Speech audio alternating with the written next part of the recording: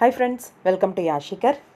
கண்டிப்பாக வானத்தை போல் சீரியலை பற்றி பேசணுன்னா பேசிக்கிட்டே இருக்கலாம். அவ்வளோ நெகட்டிவிட்டி சொல்லணும் போல் இருக்குது. ஆனால் ஒரு சீரியலை பற்றி இந்த மாதிரி சொல்லக்கூடாதும் கூட. ஆனால் என்ன பண்ணுறது, அவங்க எடுக்கிறது சரி அப்படிங்கிற மாதிரி கொண்டு போயிட்டே இருக்காங்க. யாராவது ஒருத்தர் சொல்லி தானே ஆகணும். பாசிட்டிவோ நெகட்டிவோ எப்பயும் சொல்கிற மாதிரி ஃப்ராங்காக சொல்லிட்டு போயிடுவோம், அவ்வளோதான் அப்படின்ற மாதிரி வந்துட்டேன். ரீசெண்டான டேஸில் நிறைய நியூ என்ட்ரிஸ், ஒரு நியூ ஃபேமிலியே வந்து என்ட்ரி ஆயிருக்காங்க வானத்தை போல சீரியலில். பார்த்துருப்பீங்கன்னு நினைக்கிறேன். வானத்தை போல சீரியல் பொறுத்த வரைக்கும் இவங்க வந்து டிஆர்பி இப்போ வரைக்கும் மெயின்டைன் பண்ணிகிட்டே இருக்காங்க. அதுதான் ஒரு காரணம்னு நினைக்கிறேன், நல்லா போயிட்டுருக்கு நம்ம சீரியல் அப்படின்னு அவங்க நினச்சிட்டு இருக்கிறதுக்கு. கண்டிப்பாக எனக்கு தெரிஞ்சு இவ்வளோ நெகட்டிவிட்டி வேணுமா ஒரு சீரியலில் அப்படிங்கிற மாதிரி இருக்குது. இந்த பக்கம் பார்த்தீங்கன்னா பொன்னி பயங்கர நெகட்டிவிட்டியோட ஊரில் வந்து இருந்துக்கிட்டு இருந்தாங்க.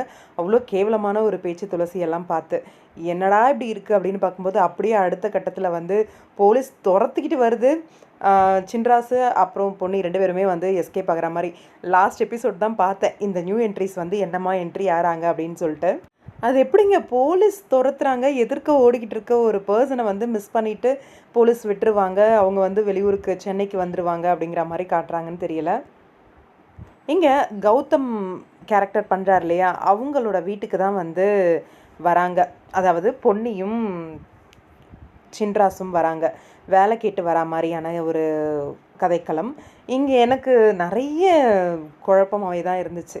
என்னன்னா, அண்ணன் தம்பி அப்படின்னு போட்டதே வந்து டோட்டல் சொதப்பல் மாதிரி தான் இருந்துச்சு. என்னன்னா, இங்கே அருண் தான் வந்து அண்ணன் மாதிரியும் அவரோட தம்பி மாதிரி இன்னொருத்தரும் இருந்தார். ஆனால் என்னோட தம்பி அப்படின்ற மாதிரி அவர் சொன்னார்.